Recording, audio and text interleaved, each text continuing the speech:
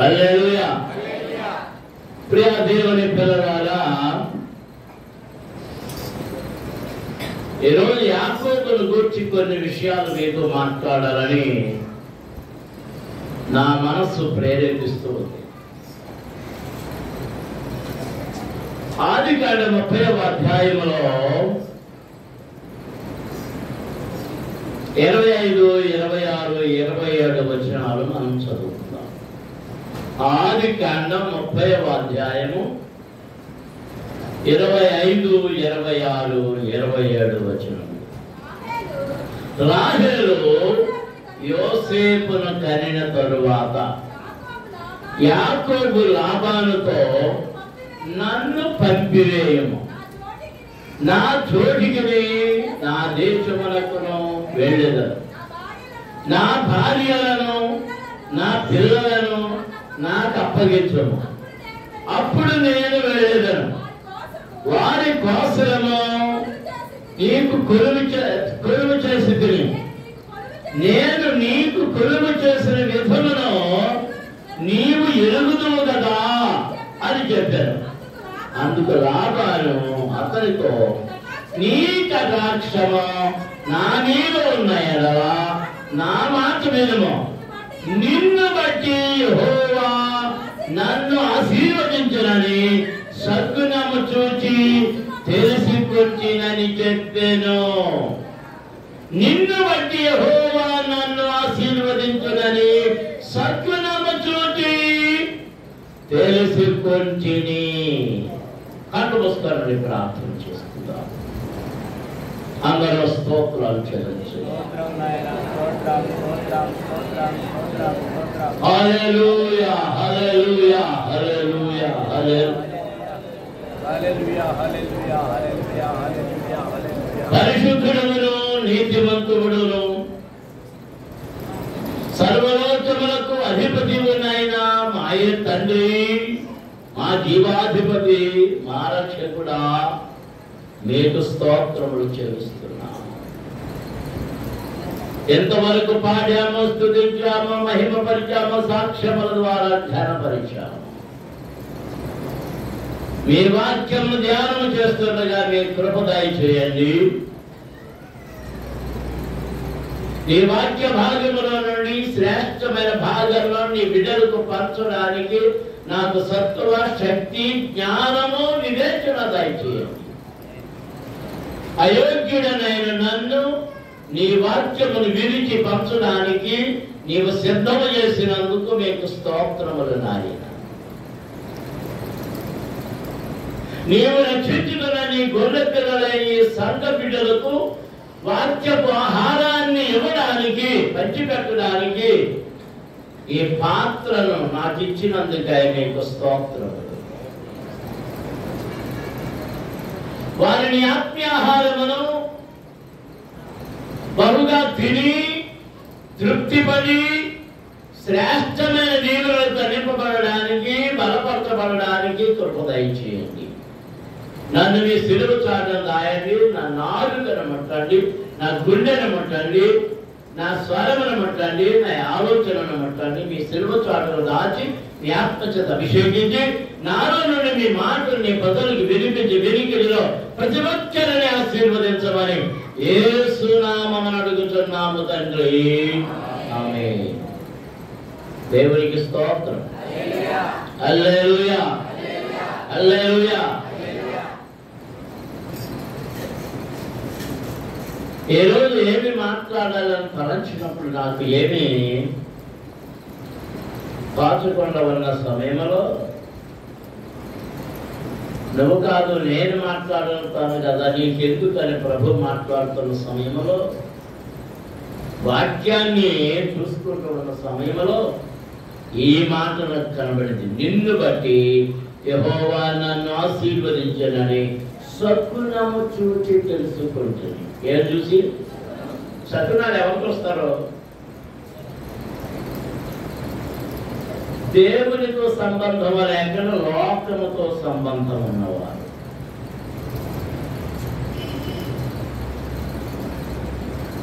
బల్లి సద్గుణం, ఆ శకునం, ఈ శకునం, తుమ్ము శకునం, ఇవన్నీ శకునాలు.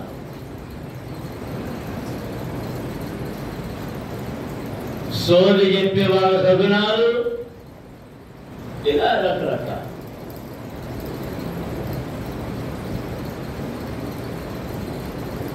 యాకోబు యొక్క జీవితాన్ని గురించి కొన్ని సంగతులు మనం నేర్చుకుంటాం.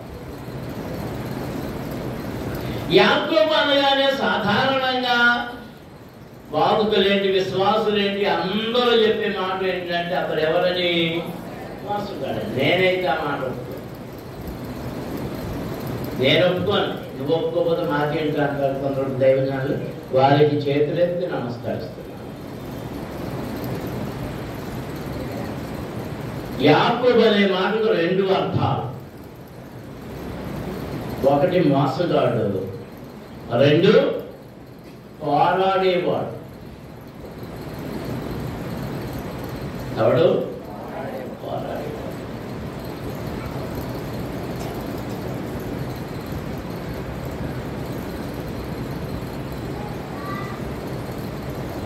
వాక్యంలో వివరించబడింది.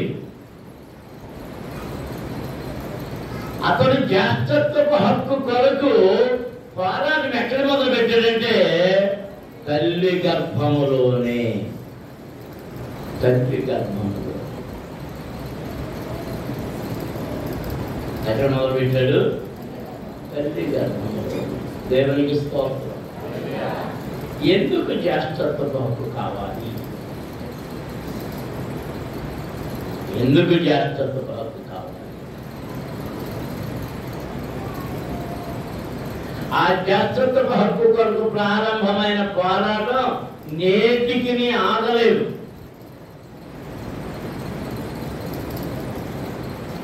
అబ్రహాము ఇంటిలో అబ్రహాముకు జ్యేష్ఠుడు ఎవరు చెప్పగలరు మీరు?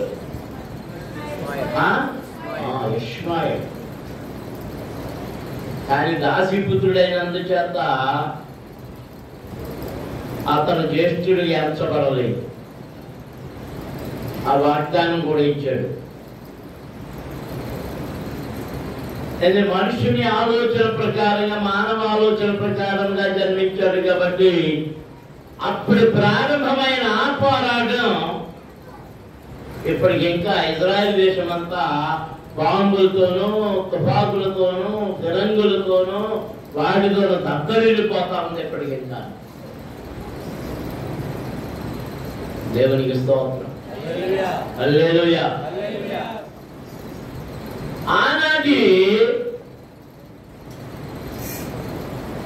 నియమ ప్రకారంగా ఆస్తి అంతటికి అధికారి ఎవరు అంటే, కుటుంబానికి అధికారి ఎవరు అంటే జ్యేష్ఠుడు.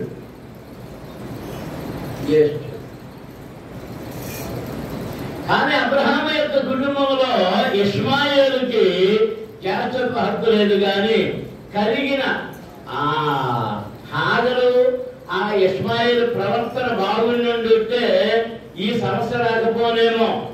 కానీ వారి ప్రవర్తన వల్ల వారు ఆ ఇంటి నుండి గెంటి వేయబడ్డారు.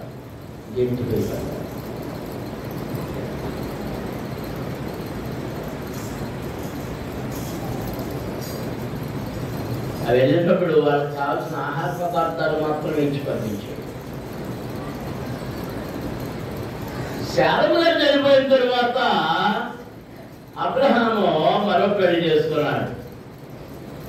ఆవిడ పేరు చెప్పండి. పెట్టువ. ఆవిడకి ఎంతమంది కొడుకులు పుట్టారు? 6 కొడుకులు పుట్టారు. అంటే అబ్రహాం గారికి మొత్తం ఎంతమంది సంతానం? 89. మా ఇంట్లో కూడా వాళ్ళందరూ మగోళ్ళు. ఆయనకి మా ఇంట్లో మా అమ్మనాన్నకి అందరూ 60 నేనందరం తప్ప.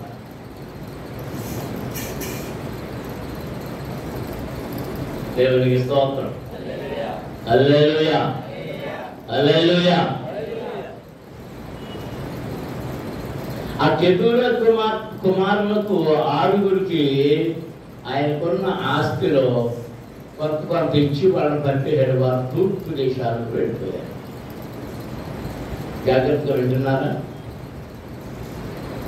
మిగిలిన ఆస్తి అంతా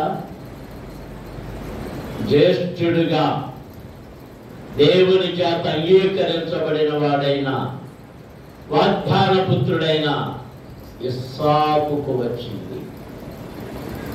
దేవునికి స్తోత్రం. హల్లెలూయా, హల్లెలూయా.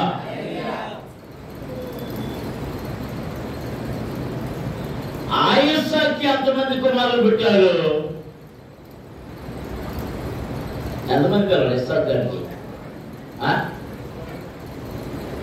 ఎన్ని కానుపే? ఎడపకనిపే ఒకటే, ఒక కానుపే, సింగిల్.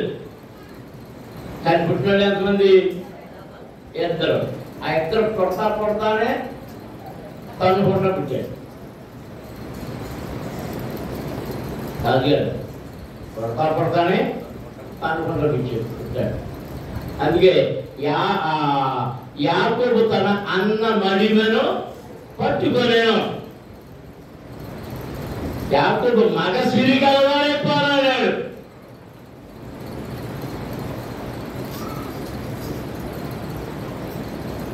అపొస్తలుడు రాస్తున్నాడు, మగ సిరిగలవాడై అక్కడే అతని వారాన్ని నేను కొడుతుంది. చెప్పండి. ఇలాంటి సమయంలో ఆ ఇద్దరు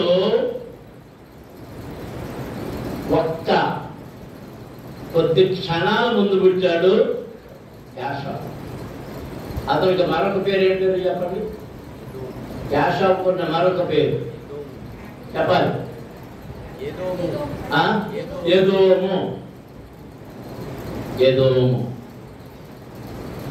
ఎర్రని వాడు, రోమము గలవాడు. యాకోబు గారేమో నన్న బీరకాయ. ఆయన ఎర్రోడు అన్నారు, మరి ఇటు కర్రోడా ఏమో, ఇటు కర్రోడేమో.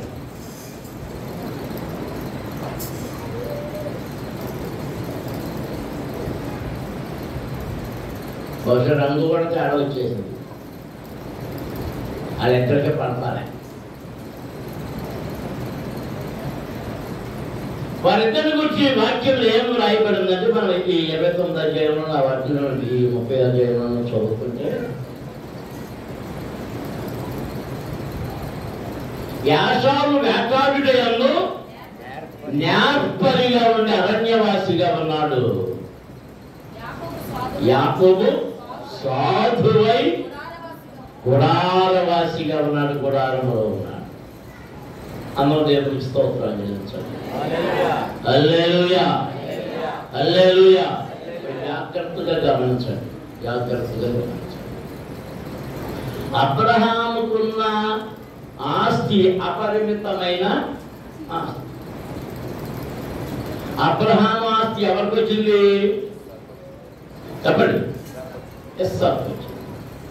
ఇస్సాకు దానిని మరింత వృద్ధి చేశాడు. మన చరిత్రలోకి వెళితే ఇస్సాకు కడుగుకు సంబంధించిన అటు ఇటు వెళ్ళినప్పుడు గరాల దేశంలోనికి వెళ్ళి అక్కడ విత్తనం వేసి 100 ఫలము పొందాడు. అక్కడ వృద్ధి అయింది.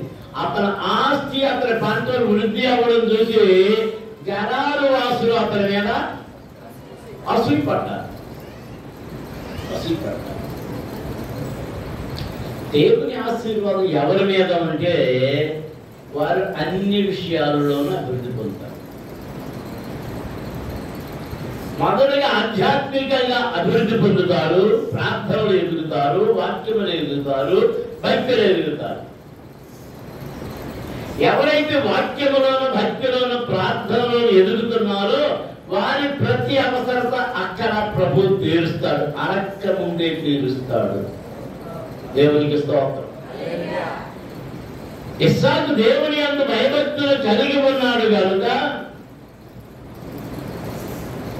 పరాయి దేశంలో కరువు వచ్చినప్పుడు, పరాయి దేశానికి వెళ్ళినప్పుడు, పరాయి దేశంలో ఉన్నప్పటికీ దేవుడు అతనికి తోడుగా ఉన్నాడు. గెరారు రాజు ఏమన్నాడంటే ఈ దేశంలో పరవాసిగా ఉండి నీవు ఇక్కడే బతుకున్నాడు. దేవుడు తోడుగా ఉన్నాడంటే అక్కడ విత్తనం వేసి నూరంతా పొలం పొందాడు. పంట పండించడానికి ఏం తవ్వాడు? తన తండ్రి దినంలో తవ్వించిన బావులను మళ్ళీ తవ్వించాడు. తండ్రి బావులే ఆ పూడికలు తీయించాడు. అక్కడ ఏం జరిగింది? ఏం దొరికింది? ఆ పాత బావులు బయటకు వచ్చినాయి, మరలా నీరు వచ్చింది, పంట సమృద్ధిగా పండడం ప్రారంభించింది. ఆ లోకస్తులు అతను ఏం పడ్డారు? అసలు పడి అవన్నీ కూర్చొని అది తవ్వుతున్నాడు కూర్చారు. 4వ బావిని మాత్రం పోర్చలేదు. అలా సాగు.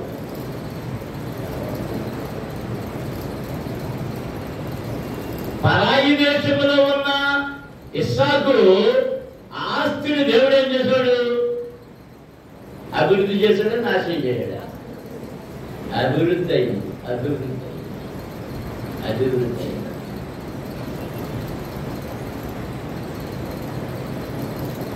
అలాగే రెబ్బతాను ఎత్తుకుపోవలసిన వాళ్ళు ఆమెను ఎలా ఆదరించారంటే తమ ఇంటి ఆడపడుచుగా గెరారు రాజు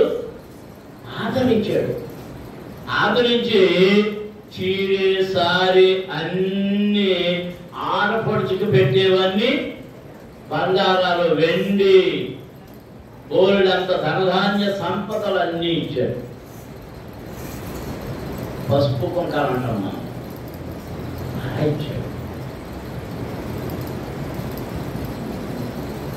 దేవుని ఆశీర్వాదం పొందిన వారికి తెలియకుండానే దీవెనలన్నీ వస్తూ ఉంటాయి. ఆహారం సమృద్ధిగా ఉంటుంది, దానము సమృద్ధిగా ఉంటుంది, అన్ని అన్ని అన్ని అన్ని అన్ని ఎందుకంటే వారిది ఎవరికి ప్రాధాన్యత ఇచ్చారు? దేవునికి ప్రాధాన్యత ఇచ్చారు కనుక మన జీవితాల్లో కూడా దేవునికి ప్రాధాన్యత ఇస్తే ఇదే జరిగితే అడక్క ముందే అవన్నీ మీకు అవసరమని ఎవరికి తెలుసు? నీ పరలోకపు తండ్రికి తెలుసు. దేవునికి స్తోత్రం. హల్లెలూయా, హల్లెలూయా, హల్లెలూయా. సరే, ఇస్సాకు 2 కుమారులు అయితే ఈ కుమారులకి పోరాటం జరుగుతున్నప్పుడు ఇద్దరు ఎలా ఉన్నారంటే ఒకడేమో ఇంటిలోనే ఉన్నాడు, ఒకడేమో అక్కడ మిషనరీ అని చెప్పాలి మనం. వాడు ఎవరు యాషవు బయట తిరుగుతున్నాడు, విదేశాలన్నీ తిరుగుతున్నాడు. కాకాడుటంలో న్యాపర్ కొంతమంది అమెరికా వెళ్ళడంలో, స్పాన్సర్స్ సంపాదించడంలో న్యాపరులు, డొనేషన్స్ సంపాదించడంలో న్యాపరులు. కొందరు కొన్ని మాటలు చెప్తే ఆ మాటలకి ప్రజలు మైమరిచిపోయి డబ్బులు ఇచ్చేస్తారు. నేను చదువుకుంటున్న రోజుల్లో ఒకసారి నాన్నగారు అంటే పెద్దయ్య గారు సభలకు తీసుకెళ్ళారు, పెద్ద సభలే. ఆ అయ్యగారు అమెరికాలో ఉండి ఇక్కడ సంస్థను స్థాపించారు, ఆ సభలకు తీసుకెళ్ళారు. నేను అక్కడ చూసినప్పుడు నాకు ఆశ్చర్యం వేసింది. అప్పుడే ఎన్నేళ్ళు 50 ఏళ్ళు వచ్చింది దాదాపు మా పెళ్లికి ముందు. అయ్యగారు వాక్యం చెప్తూ అన్నారు, వాక్యం చెప్తూ ఇదిగో దేవుని సేవ కొరకు ₹1,00,000 ఇచ్చేవారు ఎవరు అన్నాడు ఆ రోజుల్లో.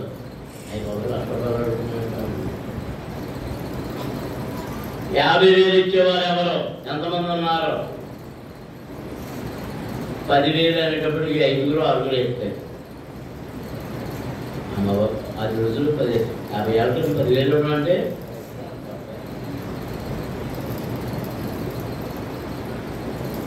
తర్వాత 5,000 ఇచ్చేవారు ఎంతమంది అన్నారు? అంతకంటే రెట్టింపులు ఇచ్చినాయి. 2000 ఇచ్చేవారు ఎవరు అన్నారు, అంతకంటే రెట్టింపు వేసుకుని. 1000 ఇచ్చేవారు ఏమన్నారు, ఎక్కడికి వేసుకొని. ఎక్కడ సభలోనే లెక్క వెళ్దామని ప్రయత్నం చేశాను. అక్కడే 2 లక్షల రూపాయలు అంటే ఆయనకున్న ఆ గిఫ్ట్ ఏంటి, జ్ఞాపరికం. ఆ గిఫ్ట్ అంటే జ్ఞాపరికం. యాషావు వేటాడుటలు జ్ఞాపకం. కొంతమంది సువార్త దండయాత్రలకు వెళ్ళి ఆత్మను సంపాదించడంలో జ్ఞాపకం.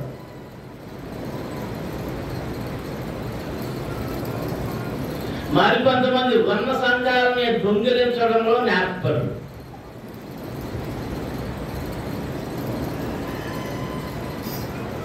వారి నేర్పరితనానికి సంఘాలన్నీ పాడైపోయి ఈ సంఘం కట్టి నేను ఎంత సేవ చేశానని డబ్బు కొట్టుకుంటారు. వాడు ఏ నేర్పరంటే దొంగతనంలో నైపుణ్యం. ఏ దొంగతనం? విశ్వాసులను ఎత్తుకుపోవడంలో.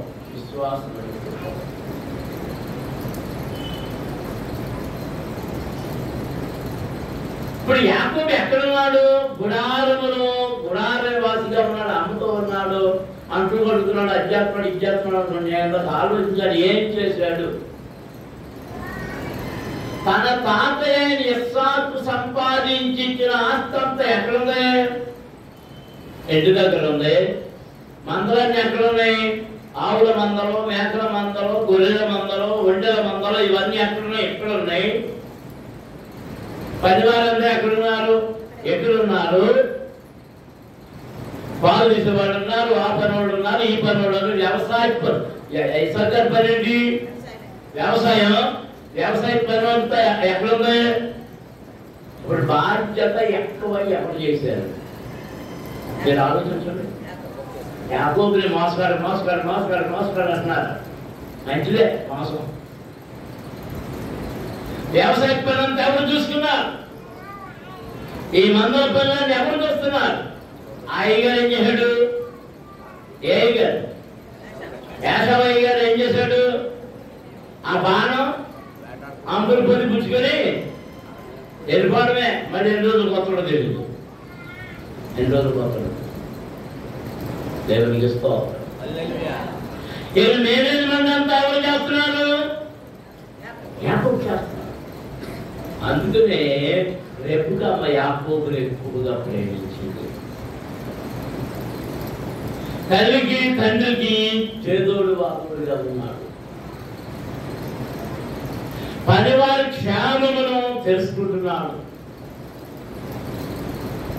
పంట భూముల యొక్క పరిస్థితులను తెలుసుకుంటున్నాడు. నీటి వసతులను గురించి ఆలోచన చేస్తున్నాడు. ఆహారం ఎక్కడి నుంచి వస్తుంది? అవన్నీ వారు చేసుకోవాల్సింది, వ్యవసాయం చేసుకోవాల్సింది. దేవునికి స్తోత్రం. హల్లెలూయా. అందరూ స్తోత్రాలు చెల్లించుదాం. అని యాకోబుకు ఒక పేరుంది, గుడారవాసి అయి. ఎలాంటి వాడిని? సాధువు. దెబ్బలాట్టుకోరుడు అని ఉందా? దెబ్బలాట్టుకోరుడు అని లేదు. సాధువు అయి గుడారవాసిగా ఉన్నాడు. దేవునికి స్తోత్రం. అందరూ స్తోత్రాలు చెల్లించుదాం. హల్లెలూయా, హల్లెలూయా, హల్లెలూయా. సరే, చిక్కుడుగా కూరండి మోసం చేయాలి. అది మోసం చేయడా? ఆలోచించండి. వండుకున్నాడు, అందులో అన్నగారు వచ్చాడు. ఎప్పుడు వస్తాడో తెలియదు ఎవరికని. ఇంకోటి ఏంటంటే ఆయన గురించి చాలా చక్కటి మాటలు రాయబడి ఉంది యాషావు గారి గురించి. ఇద్దరు చేసుకున్నాడు. ఓ దాని పేరు భాషమతుడు, దాని పేరు ఏదో ఉంది. వాళ్ళిద్దరున్నాడా?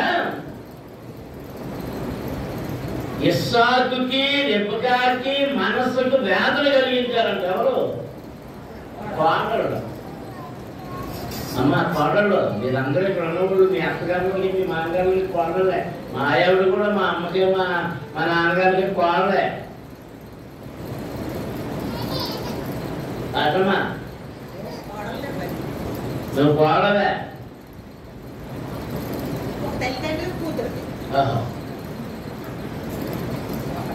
కోడలు ఏం చేస్తున్నారంట? మాట్లాడలేదు. విసిపోయారు అందరూ. అని రాదు కదా, విసిపోయారు అందరూ. అత్తామామలకి చదువుతారా? చూస్తారా? మీరు అలాంటివి చూపించాలి, లేకపోతే లాభం లేదు.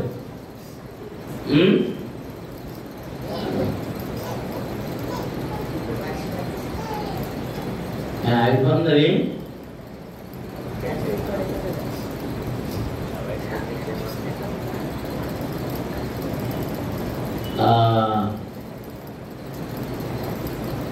ఇరవై 27వ అధ్యాయం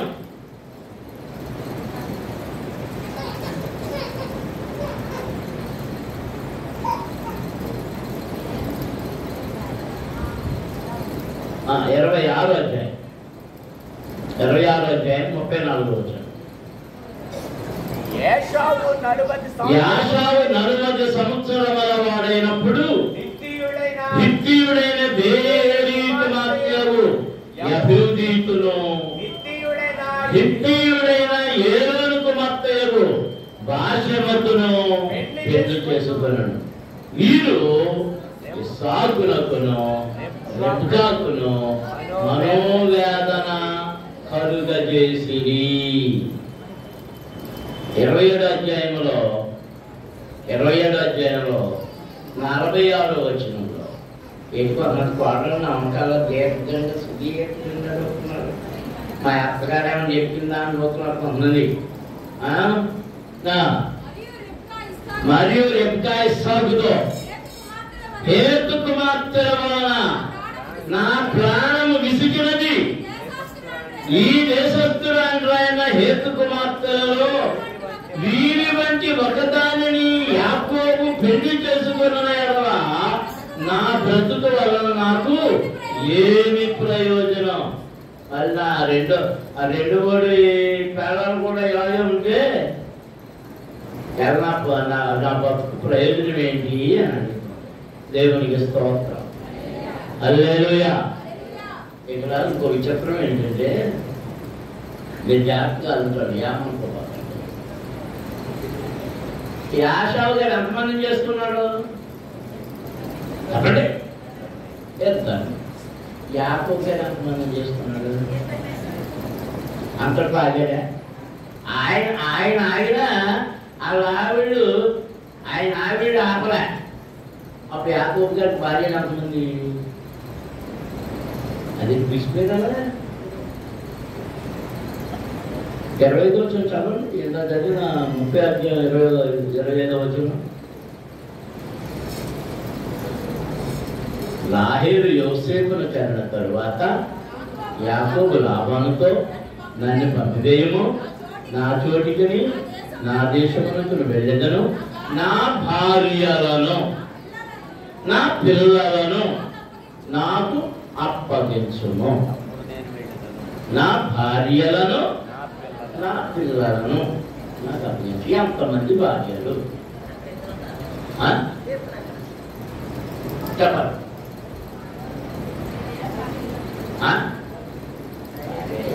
భార్యలు 2, ఉపపత్నులు 2, అంటే వారి దాసి 4. పిల్లలు ఎంతమంది? ఇప్పుడు ఇక్కడ యాకోబు లాబాను దగ్గర నుంచి బయలుదేరినప్పుడు పిల్లలు ఎంతమంది?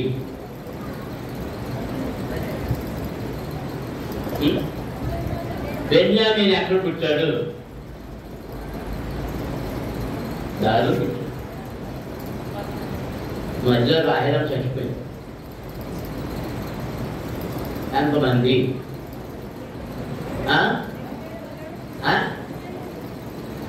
ఎవరు చెప్తారు?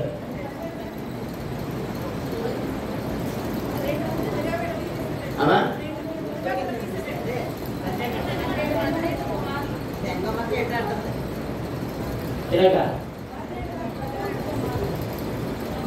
మరి బెన్యామీను అప్పుడు పుట్టలేదు కదా. యోసేపు కనిన తరువాత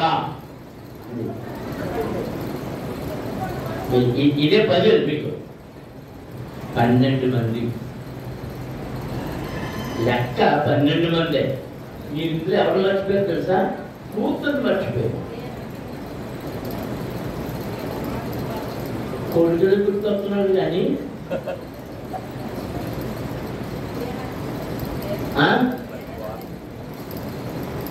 తేన ఎవరు కూతురు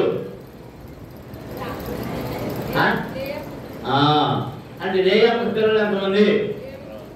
7. ఆమె కడుపులు పుట్టిన వాడు 7. 6 కొడుకులు. దేవునికి స్తోత్రం. హల్లెలూయా. మరి రాహేలుకి ఎంతమంది పుట్టారు? 2. జల్పా బెరహ అలాగే చెరువు 2.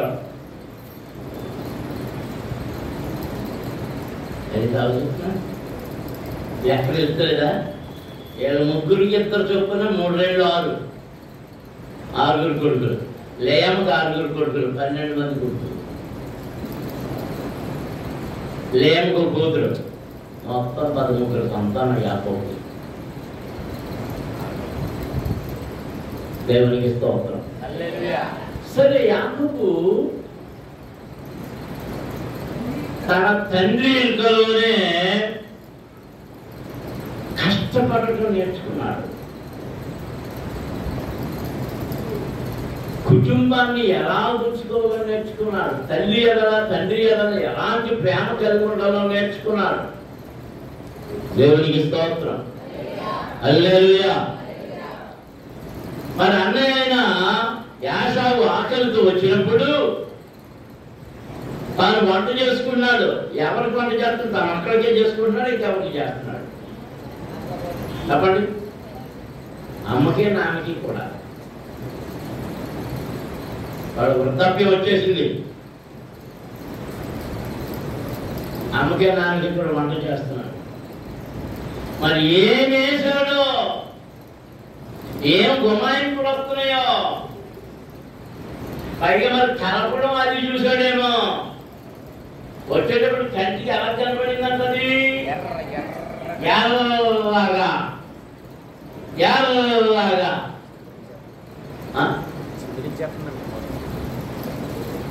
కర్రీగా ఉన్నవాడు కూడా ఎర్రగా ఉంటాడు. ఎవరు కాదు. అందుకే ఆంధ్రలో కాకి ముక్కులు దొండపండు అంటారు. కాకి ముక్కులు అంటారు.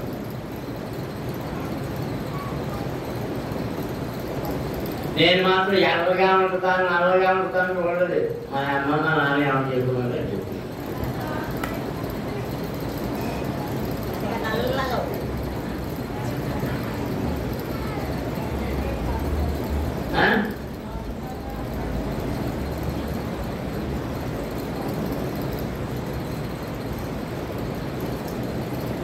అమ్మని అవలమని చేసుకుంటారు. ఒరే ఈ నల్లగా ఎలా ఇచ్చిందిరా అంటే అది ఏమంటారు తెలుసా? నా కళ్ళు ట్రీట్మెంట్ అంటారు.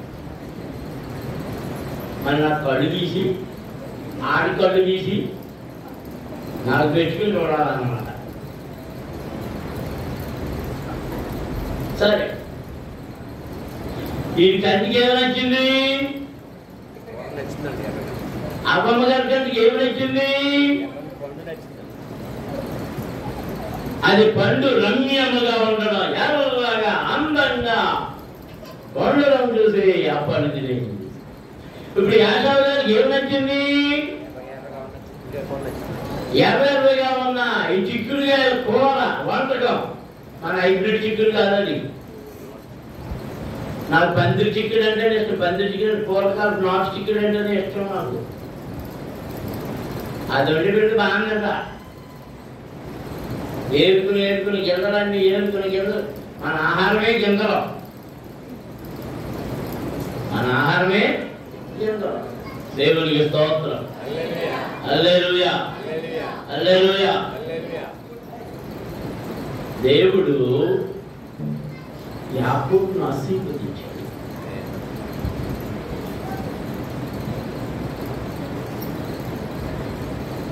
నాకు ఇది కావాలి, ఆహారం కావాలరా అన్నాడు. అది ఎప్పుడు బహుశా వేసకే లేదు, తెచ్చి తమ్ముడికి ఇచ్చినట్టు లేదు. ఇచ్చుంటే ఈ ప్రశ్న రాకపోను. నేను ఈ ఆహారం నీకు ఇస్తే నాకేంటి కలిసి వస్తుందని అడిగాడు. ఇది నా ఆహారం, నేను పండించుకున్నాను, నేను వండుకున్నాను, నేను కష్టపడ్డాను, నేను తినడానికి కూర్చుంటున్నాను. ఇప్పుడు నువ్వు అడుగుతున్నావు, నాకు ఆకలిగా ఉందిరా ఇవ్వు,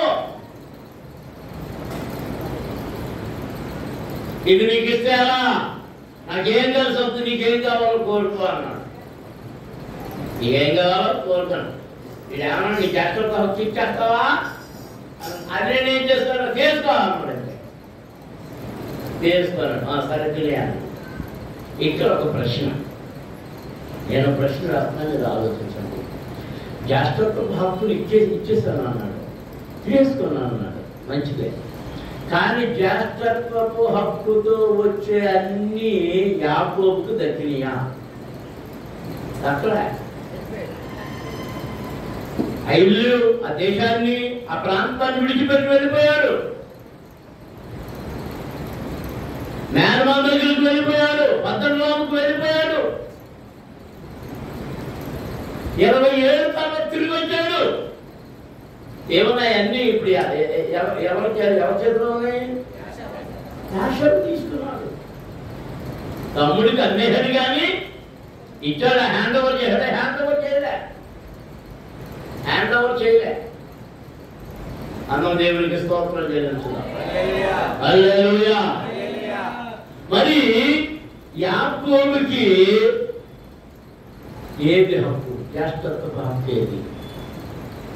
గొప్ప ధన్యత ఏంటంటే, నా ఉద్దేశం, నా దృష్టిలో యెషయా గ్రంథంలో ఎక్కడో రాయబడి ఉంది,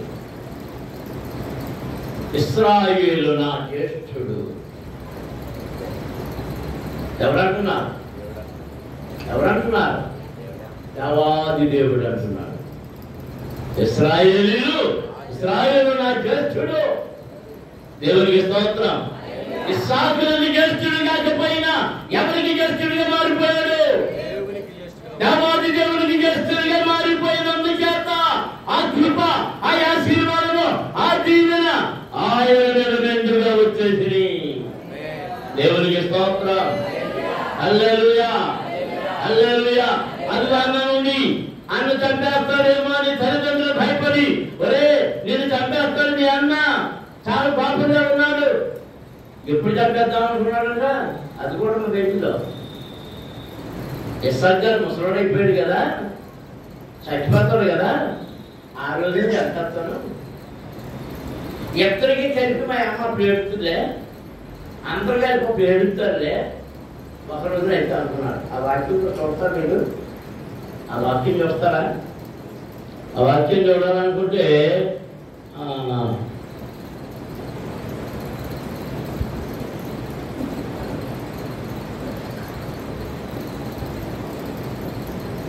చూడండి, 27 అధ్యాయం 41 వచ్చాను. తన తండ్రి యాకోబుకి ఇచ్చిన దీవెన నిమిత్తము యాషావు అతని మీద పగబట్టాను.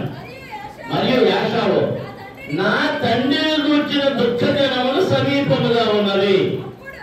అప్పుడు నా తమ్ముడైన యాకోబును చంపెదననుకొనెను.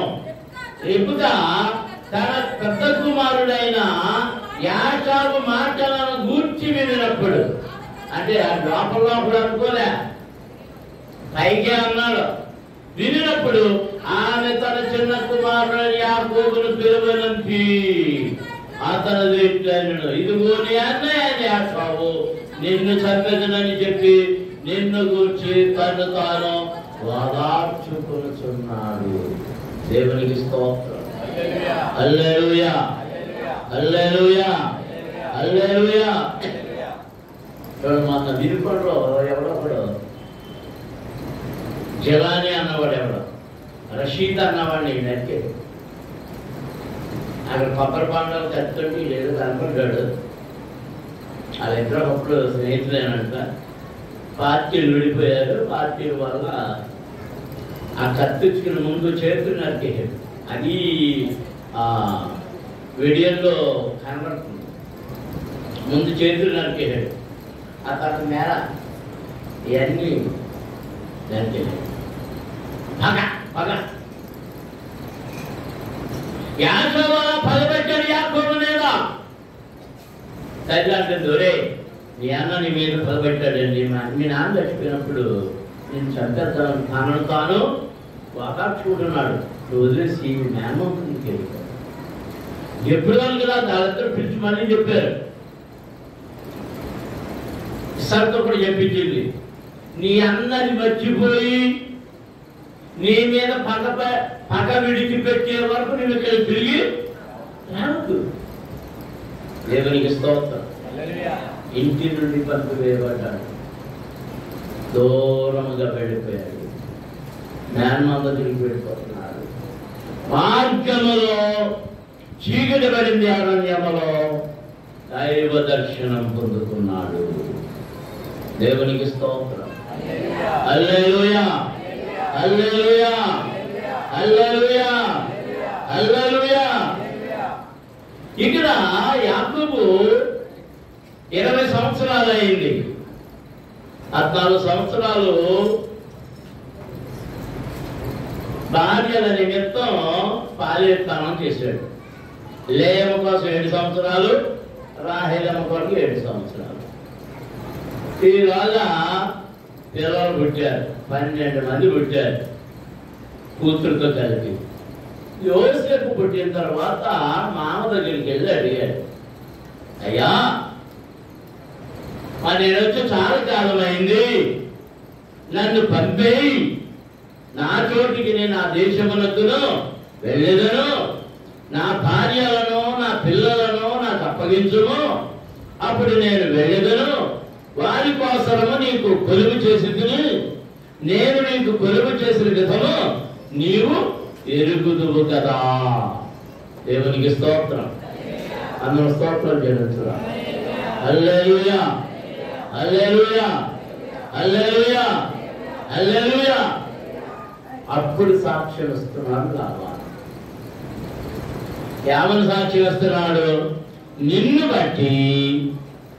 అందుకు లాబాను అతనితో, నీ కటాక్షము నా మీద ఉన్న ఎడల నా మాట విను, నిన్ను బట్టి యెహోవా నన్ను ఆశీర్వదించనని స్వప్నము చూచి తెలుసుకుంటుని. దేవునికి స్తోత్రం. దేవుని ఆశీర్వాదము పొందిన వాడిని గురించి, దేవుని ఎరుగని వాడు, అన్యుడైన వాడు, పరాయి వాడైన వాడు, విగ్రహారాధకుడైన వాడు సాక్ష్యమిస్తూ ఉన్నాడు. నిన్ను బట్టి నీ దేవుడు నన్ను ఆశీర్వదించాడు. దేవునికి స్తోత్రం. అందరూ స్తోత్రం చెల్లించుదాం. హల్లెలూయా, హల్లెలూయా, హల్లెలూయా. అవును, చాలా మంది నా దగ్గరికి వచ్చి కొన్ని విషయాల్లో కొంతమంది వ్యాపారస్తులు ఉండేవారు. రావుపాడు ఒక అతను ఉండేవాడు, పేరు మర్చిపోయినా. అతను ఏదో వ్యవసాయం చేసి డబ్బు కొట్టేవాడు. అతను అందం ఎదురున్న అందులో తమ్ముడు ఎప్పుడు సైకిల్, కొత్త సైకిల్ వేసుకొని రేడియో పెట్టుకుని వెళ్తుండేవాడు. ఏదో ఉంది మంగయ్య నేర్పేనా? అదే ఇంటి పేరు ఏం పేరు? ఆ మంగయ్య తెలుసుకుంటే ఒకసారి వచ్చాడు కబురు. ఏదో ఏం చెప్తున్నా, ఎందుకు వస్తున్నానంటే ఏదో కాలీఫ్లవర్ పట్టుకుని వచ్చాడు. కాలీఫ్లవర్ పట్టుకొచ్చాడు. టైగర్ నా చేలో మొదలుగా కోసిన కాలీఫ్లవర్.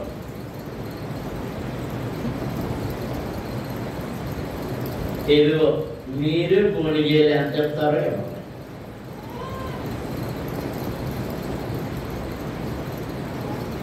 ఎంత ఇచ్చారన్నారు నాకు కాదు, మీ చేతిలో నుంచి. ఏమై ఇప్పుడు నేను అన్నాను, ఈ కాకుండా అయితే నాకు డబ్బులు లేవయ్యా, ఎందుకు వచ్చింది అని అంటే మీ దగ్గర డబ్బులకు నేను ఇస్తాను అయ్యేయమ్మా. ప్రతి పంటకి అది వచ్చింది.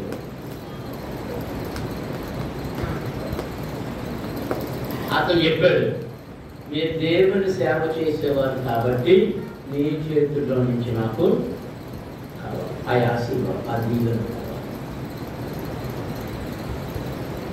దేవుని సేవకుని చేతిలో నుండి నీకు అందడం అది దీవెన. ఆ దీవెనను కోరుకునేవారు కొందరు, అక్కడ లేని వారు మరి అందరూ.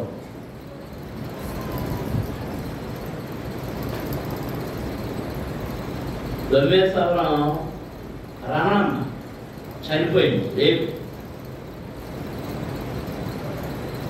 ఏదైనా ఇల్లు కొనుక్కోవాలన్నా, గేదె కొనుక్కోవాలన్నా, ఏం కొనుక్కోవాలని ముందు చెప్పేది, అయ్యగారు నేను ఇల్లు కొనుక్కోబోతున్నా, గేదె కొనుక్కోబోతున్నా, మీ చేతుల్లోంచి నాకు 100 రూపాయలు అయినా ఇవ్వాలి. అవి తీసుకుని వెళ్ళే నేను అక్కడ అడ్వాన్స్ ఇచ్చేసుకొచ్చుకుంటాను. అలా 3 ఇళ్ళు 4 ఇళ్ళు మార్చుకుంది. గేదెలు అన్ని తాను బ్రతుకున్నంత కాలం అలాగే. ఇక్కడ లాభాలు అంటున్నాడు, నా మందలు వృద్ధైని, మేకలు వృద్ధైని, గొర్రెలు వృద్ధైని, ఆవులు వృద్ధైని. ఇవన్నీ కారణం ఏం కాదు, నేను సద్దును వేయించి చూస్తుంటే నువ్వు మా ఇంటికి వచ్చిన తర్వాత దేవుడు నన్ను దీవించాడు, ఆశీర్వదించాడు. దేవునికి స్తోత్రం. హల్లెలూయా, హల్లెలూయా, హల్లెలూయా. తర్వాత చదువుతాం. అందుకు యాకోబు అతను చూసి, నేను నీకెట్లు కొలువు చేసేద్దాం. ఎందుకు వచ్చిందంటే, అప్పుడు వెళ్ళిపోవద్దయ్యా, నువ్వు ఇంకా కొంతకాలం ఉండు అంటే ఈయన అంటున్నాడు, నీకు చేయవలసిన కొలువు చేసాను, 2 కూతురు కోసం నేను వెళ్ళిపోతాను అన్నాడు. నువ్వు ఉండు, మందల సంగతి నీకు తెలుసు కదా, నా పిల్లలు ఏమి నేర్చుకోలేదు, ఉండు అంటే మరి నాకు జీతము మా అన్నగారు అంటున్నాడు, నీ జీతం ఎంతో చెప్ప, జీతం ఇస్తాను అన్నాడు. అప్పుడు అంటున్నాడు, నేను నీకెట్లు కొలువు చేసేదను, నీ మందలు నా యొద్ద ఎట్లుండేనో అది నీకు తెలియను. నేను రాకమునకు నీకుండినది కొంచెమే, అయితే అది బహుగా అభివృద్ధి పొందాను. నేను పాదము పెట్టిన చోటల్లా యెహోవా నిన్ను ఆశీర్వదించెను. దేవునికి స్తోత్రం. హల్లెలూయా, హల్లెలూయా. నేను పాదము పెట్టిన చోటల్లా యెహోవా నిన్ను ఆశీర్వదించెను. దేవునికి స్తోత్రం. ఎందుకు ఆశీర్వదించాడు అది కూడా చెప్పేసి ముగించాడు. ఎందుకు ఆశీర్వదించాడు తర్వాత నేను చెప్పండి. నేను ముసిముసిన అవన్నీ కనపడి ఏమన్నా పళ్ళు కనపడుతుంది కానీ అది ఏం కనపడలేదు, ఇవే కనపడతాను నేను.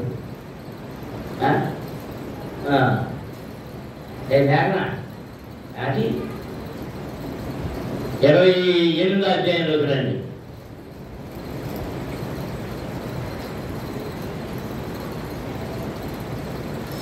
పదిహేనవ వచనం చదువుతాం.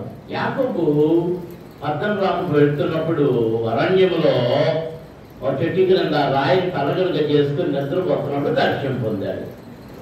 ఆ దర్శనంలో దేవుడు మాట్లాడుతున్నాడు. 15వ వచనం చదవండి. 28వ అధ్యాయం. ఇదిగో నేను నీకు తోడయ్యుండి నీవు వెళ్ళి ప్రతి స్థలమందు నిన్ను కాపాడుచు ఈ దేశమునకు నిన్ను మరలా రప్పించదను. నేను నీతో చెప్పినది నెరవేర్చు వరకు నిన్ను వీడువను. దేవునికి స్తోత్రం. హల్లెలూయా, హల్లెలూయా, హల్లెలూయా, హల్లెలూయా, హల్లెలూయా, హల్లెలూయా. దేవుడు ఎంత గొప్ప వాగ్దానం ఇచ్చాడు. మాసుగాడు అయితే దేవుడు వాగ్దానం ఇస్తాడా? మరి అయితే మనం ఇంకా గొప్ప మోసాలు చేసి గొప్ప ఆశీర్వాదాలు పొందుకోవాలి. యాకోబు స్వాభావికంగా మోసగాడు కాదు, తల్లి చేయమంటే చేసినట్టు అంతే. అది కూడా ఏది ఆ దీవెనల కోసం. ఆ బయట తిరిగేవాడికి దీవెనలు ఎందుకురా, ఇవన్నీ చూసుకున్నప్పుడు నీకు కావాలి కానీ దీవెనలు. ఎంత వృద్ధి పొందిన ఎవరికి ఎందుకు వెళ్ళిపోతే ఆడికి వెళ్ళిపోతే అని దీని గురించి ఆలోచిస్తున్నప్పుడు నాకు ఒకటి ఆలోచన వచ్చింది. పూర్వకాలం జ్యేష్ఠత్వం ఎవరు చేస్తే వాళ్ళకి, రాజులు కూడా రాజ్యాలు కూడా అంతే. నేను ఈ మధ్య ఆలోచిస్తుంటే అసలు నాకు జ్యేష్ఠులు ఎవరు అని, నా జ్యేష్ఠ ఎవరు తెలుసా? నా కూతురు, నా పెద్ద కూతురు, నా ప్రథమ బలం నా పెద్ద కూతురు. ఒక అడివి రాజ్యం అనుకోండి, ఆ రాణి ఎవరవుతారు? ఆవిడ. మళ్ళీ ఆవిడ ఇంట్లో ఎవరవ్వాలి? ఆవిడికి పుట్టిన జ్యేష్ఠుడు.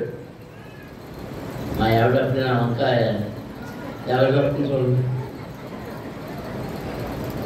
ఈ మెదికి ఎడుతున్నాడు వీటిని. ఆవిడ పుట్టిన చేసి ఎవడో ఏంటండి ఆడు.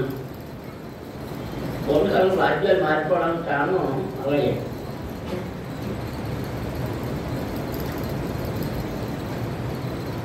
అందరూ స్తోత్రాలు చెల్లించుకో. హల్లెలూయా, హల్లెలూయా.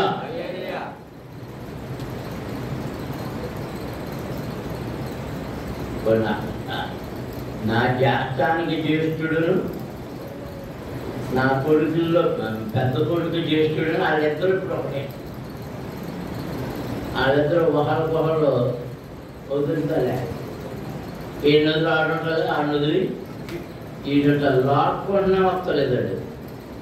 వాళ్ళ అమ్మ లాక్కున్నా వస్తలేదు, వాళ్ళ నాన్న లాక్కున్నా వస్తలేదు, తాత లాక్కున్నా కాలేదు, నానమ్మ లాక్కున్నా కాలేదు. బాగా అంటున్నాడు ఎవడు? ఈ పట్టాడు, ఈ పట్టాడు.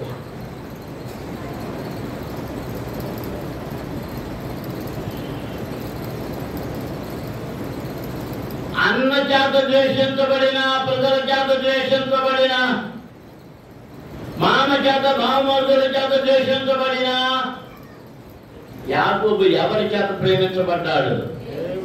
దేవుని చేత ప్రేమించబడ్డాడు.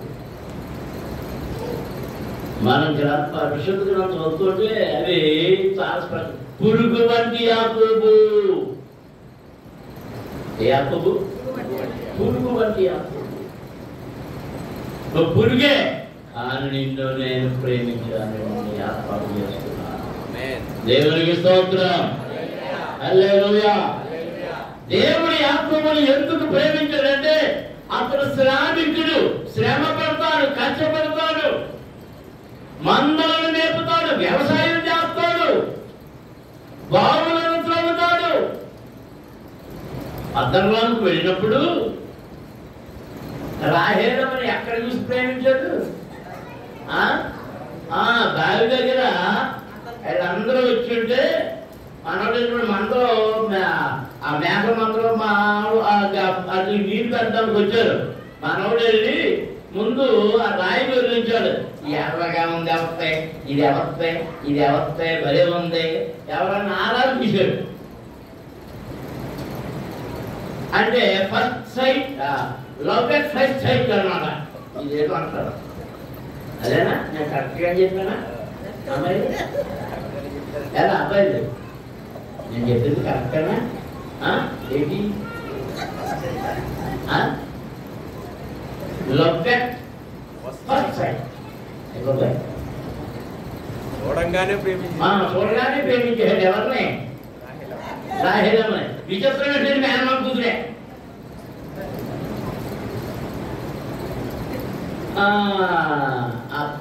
రాయి గురించాడు, నీరు పెట్టాడు, అన్ని వివరాలు కొనుక్కున్నాడు. అప్పుడే ఎంక్వైరీ మొదలెట్టేయండి. ఎంక్వైరీ మొదలెట్టే ఎవరైనా వెళ్ళిపోయింది, మేనమా కూతురు చెప్తుంది. అందుకే అప్పుడు వెళ్ళిపోయాడు. ఆ మాసం ఎన్నేళ్ళు చేశాడు? 14 ఏళ్ళు తపస్సు పట్టేశాడు.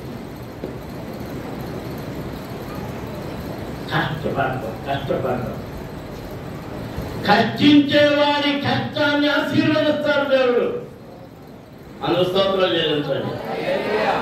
స్వాములుగా కూర్చున్నంత మాత్రాన్న మనకు ఆశీర్వాదం రాదు. మనం కష్టపడాలి. నీకే పని వచ్చో ఆ పనిలో నైపుణ్యత కలిగి కష్టపడు.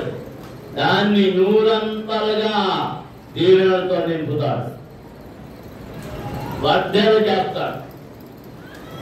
నువ్వు వ్యవసాయకుడు చేసేవాడు అయితే నీ వ్యవసాయాన్ని 100 ఫలం నీకు ఇస్తాడు. కొందరికి 20 ఇస్తాడు, కొందరికి 30 కొందరికి 50, కొందరికి 60, కొందరికి 80, కొందరికి మాత్రమే 100. ఇస్సాకు 100 ఫలాన్ని పొందుకున్నాడు. అలాంటి ఫలము మళ్ళీ ఎవరు పొందుతున్నారు? ఇదిగో యాకోబు పొందుకున్నాడు. దేవునికి స్తోత్రం. యాకోబు అంటున్నాడు, నేను అడుగు పెట్టేటప్పటికీ నీ ఇంటిలో నీకున్నది కొంచెమే.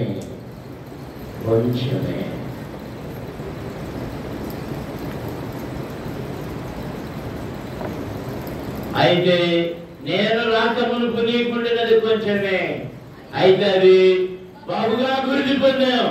నేను పాదము పెట్టిన చోటల్లా యెహోవా నిన్ను ఆశీర్వదించెను. దేవునికి స్తోత్రం. దేవుని చేత ఏర్పరచబడిన వాడు, దేవుని చేత నియమించబడిన వాడు, దేవుని చేత పిలువబడిన వాడు, దేవుని చేత ప్రత్యేకించుకొనబడిన యాకోబు అడుగు పెట్టిన ప్రతి స్థలము ఆశీర్వదించబడింది. చివరిగా యాకోబు అడుగు ఎక్కడ పడింది చెప్పండి?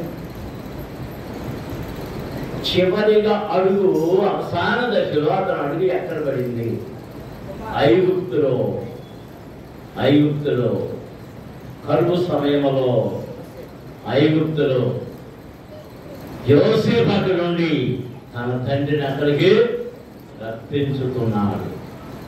అక్కడికి వెళ్ళిన తర్వాత అంటున్నాడు, నా దినములన్నీ పోరాటములే, ప్రయాసములే, నేను సుఖముగా ఉన్నది కొద్ది దినాలే. ఆ దినాలు ఏమంటే యోసేపుని చేరి ప్రశాంతత తెచ్చుకున్న దినాలు. దేవునికి స్తోత్రం. అందరం స్తోత్రం చెల్లించున్నాం. హల్లెలూయా. దేవుని పిల్లలారా, దేవుని సేవకులారా, లోకమంతా నిన్ను మోసగాడనొచ్చు, నిన్ను మాయలు చేస్తున్నావు అనొచ్చు, నువ్వు కుతంత్రాలు చేస్తున్నావు అనొచ్చు. యాకోబు చేసిన కుతంత్రాలు కనబడే కానీ కుతంత్రాలు కాదు, మోసం కనబడుతుంది కానీ మోసం కాదు. అతను ఏమి చేసిన పబ్లిక్ గానే చేశాడు. తన యొక్క జీతాన్ని నిర్ణయించిన తర్వాత అతను జీతం మారుస్తుంటే అట్లగా ఏం చేశాడంటే కొన్ని పనులు చేశాడు. మందలు చూలు కట్టే సమయంలో జంగిసాల ఆ చువ్వలు తీసుకొచ్చి వాటికి తాళలు వేసి తోలు వలిచి అవి నీళ్లు త్రాగే ప్రదేశంలో పెట్టినప్పుడు అవన్నీ ఏ పిల్లలు పెట్టినాయట? మచ్చలు కలిగిన పిల్లలు పెట్టి. దేవునికి స్తోత్రం. అది మోసమా?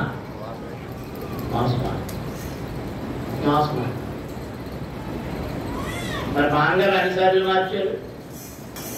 చివరిని అంటున్నాడు, 10 మార్లు నా జీవితాన్ని మార్చు. 6 సంవత్సరాల్లో ఎన్ని మార్లు మార్చాడంట? ఈయనకి దేవుడిచ్చినవి వృద్ధి అయిపోతుంటే మామను బామ్మద్దు కలిపి మాట్లాడుకుంటూ విన్నాడు. మన మందలన్నీ కలిపేసుకుంటున్నాడు రా, మన మందలన్నీ కలిపేసుకున్నాడు. మనకి ఏం మిగలనివ్వడు.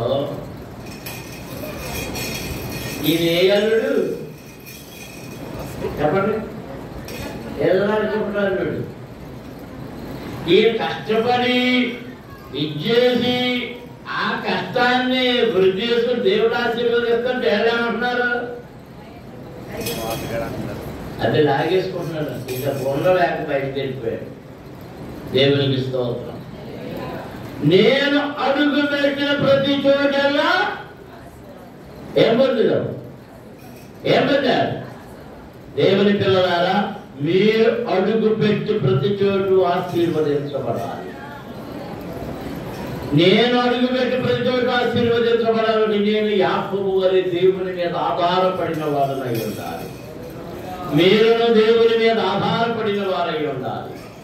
దేవునికి మాత్రమే చోటు ఇవ్వాలి. యాకోబు దేవ దర్శనం పొందాడు. యాషావుకి ఏ దర్శనము లేదు. ఏదైనా దర్శనం ఉందా? యాషావు దేవుడు దర్శించాడా? ఇంకా ఇష్మాయేలునైనా దర్శించాడు, కానీ యాషావుకి ఏ దర్శనము లేదు. మోకరించండి, ప్రార్థన చేసుకుందాం. దేవుని దర్శనం పొందిన వారు ఆశీర్వదించబడతారు. దేవుడు మాట్లాడిన వారు దీవులతో నింపబడతారు. ఎవరిని దేవుడు దర్శిస్తున్నాడు, ఎవరితో దేవుడు మాట్లాడుతున్నాడు? సామర్థ్యం లేనివాడు, అసూయ లేనివాడు, ఆసక్తి కలిగిన వాడు, దేవుని దీవెన పొందుకోవాలన్నా ఉత్సాహము కలిగిన వాడు. అందుచేత యాకోబు ఆశీర్వదించబడ్డాడు. హల్లెలూయా. ఆశీర్వదించబడ్డానికి కారణం అరణ్యములో దేవుడిచ్చిన వాగ్దానం, దేవుడిచ్చినటువంటి ఆజ్ఞ, ఆ ప్రతిన. ఇంకా ఆదివారం ఉంది.